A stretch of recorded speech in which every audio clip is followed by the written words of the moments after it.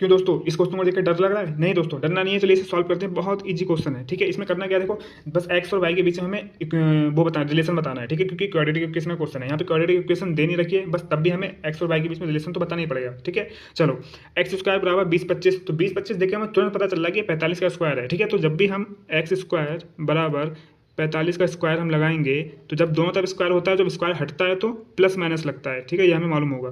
45 यानी कि एक बार 45 प्लस का है, एक बार 45 माइनस का है, ठीक है। ये चीज़ याद रखना, प्लस का वो सॉरी माइनस का 45 और प्लस का 45, ठीक है।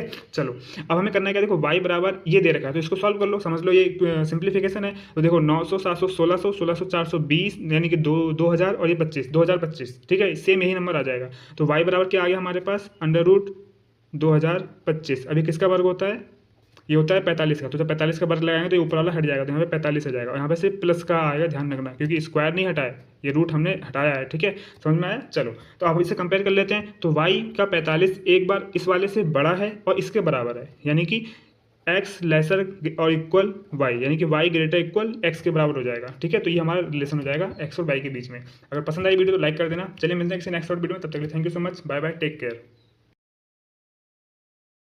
क्यों दोस्तों, इस क्वेश्चन को देखकर डर लग रहा है? नहीं दोस्तों, डरना नहीं है। चलिए इसे सॉल्व करते हैं। बहुत इजी क्वेश्चन है, ठीक है। इसमें करना क्या है, देखो बस एक्स और वाई के बीच में हमें एक, वो बताना, रिलेशन बताना है, ठीक है। क्योंकि क्वाड्रेटिक इक्वेशन का क्वेश्चन है, यहाँ पे क्वाड्रेटिक इक्वेशन दे नहीं रखी है, बस तब भी हमें एक्स और वाई के बीच में रिलेशन तो बताना ही पड़ेगा, ठीक है। चलो, एक्स स्क्वायर बराबर 20 25, तो 20 25 देखे हमें तुरंत पता चल रहा है कि 45 का स्क्वायर है, ठीक है। तो जब भी हम एक्स स्क्वायर बराबर 45 का स्क्वायर हम लगाएंगे, तो जब दोनों तरफ स्क्वायर होता है, जब स्क्वायर हटता है तो प्लस माइनस लगता है, ठीक है। ये हमें मालूम होगा।